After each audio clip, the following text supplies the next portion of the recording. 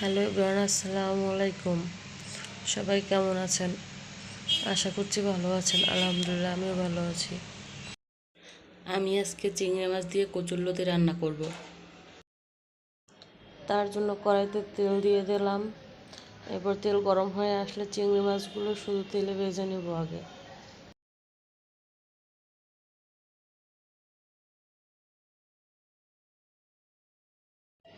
এই তো মাছগুলো ভালো করে ভেজে নিয়েছি। এর ভিতর দিয়ে দেবো 1 কোয়া রসুন কুচি, আর দিয়ে দেবো পেঁয়াজ আর কাঁচামরিচ কুচি।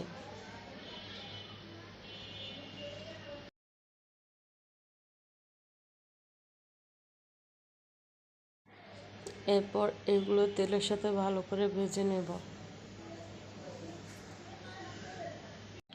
এখন অল্প কিছু পানি দিয়ে দিচ্ছি।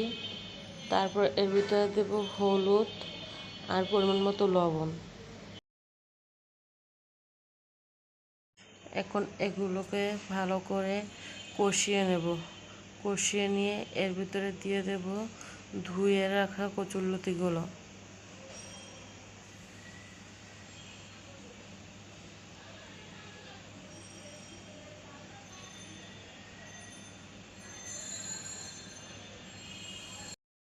কচুরলতিগুলো একটু উল্টে পাল্টে দিয়ে ঢাকনা দিয়ে ঢেকে দেব।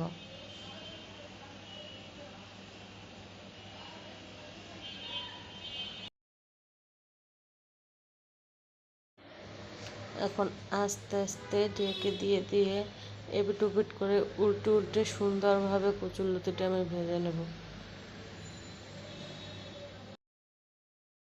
কচুরলতিটা হতে থাক, এইদিকে আমি কচুর শাক রান্না করব, সেটা একটু কুটে নিচ্ছে। এই কচু শাকটাকে বলা হয় সাহেব কচু বা দুধমান কচু, মানে দুধ কচু নামে নাকি এটা পরিচিত। আপনারা কে কে চেনেন শাকটাকে অবশ্যই জানাবেন। আমি এগুলোকে এখন ভালোভাবে ধুয়ে নিব, তারপর কেটে নেব। যে আমার কচু শাকগুলোকে কেটে নেওয়া হয়ে গেছে, এগুলোকেও রান্না করার পালা। এদিকে আমার কচুরলতিটাও ভালোভাবে রান্না করা শেষ। এখন এগুলোকে তুলে নিয়ে রাখবো। এবার কচু শাকটা রান্না করার জন্য চুলায় পাতিল বসিয়ে দিলাম, দিয়ে এর ভিতরে তেল দিয়ে দিচ্ছি। তারপর পেঁয়াজ আর কাঁচামরিচ দিয়ে দেবো। এটা আমি আজকে চিংড়ি মাছ ছাড়াই রান্না করব, ইচ্ছে করছিল তাই। এটা যেভাবেই রান্না করেন, চিংড়ি মাছ দিয়ে বা চিংড়ি মাছ ছাড়া বা যে কোনো মাছের সাইডে দিয়ে, সবটাই খেতে ভালো লাগে।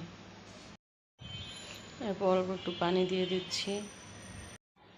এর ভিতরে দিয়ে দিচ্ছি হলুদ, মরিচ, পরিমাণ মতো লবণ দিয়ে ভালো করে কষিয়ে নেব। আমি এটাকে আলু দিয়ে রান্না করব।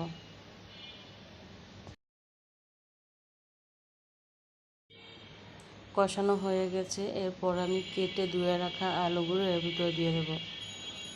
মশলার সাথে কষিয়ে আলুটাকে সিদ্ধ করে ফেলাবো। আমার আলুটা কষানো শেষ। এর ভিতরে আমি ধুয়ে রাখা কচু শাকগুলো দিয়ে দেব।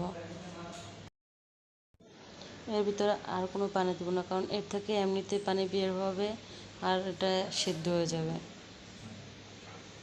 কিছুক্ষণ ঢেকে রেখেছিলাম, এগুলোকে এখন উল্টে দেব। প্রায় সিদ্ধ হয়ে গেছে, দেখেন এর ভিতর থেকে কত পানি বের হয়েছে।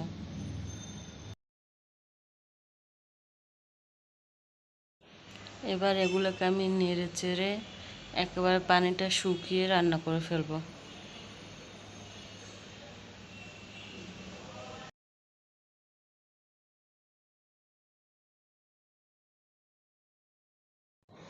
এই তো আমার কচু শাকটাও রান্না শেষ, এগুলোকেও তুলে নেব।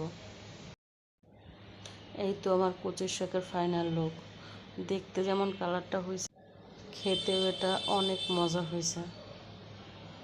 আর এ হলো আমার কচুরলতি। কচুরলতিটাও অনেক মজা হয়েছিল। আপনাদের কার কার কাছে কচুরলতি খেতে ভালো লাগে জানাবেন, আর ওই কচুর শাকটা কে কে চিন সেটাও জানাবেন। আবার সবাই ভালো থাকেন, সুস্থ থাকেন। আল্লাহ হাফেজ, আসসালামু আলাইকুম।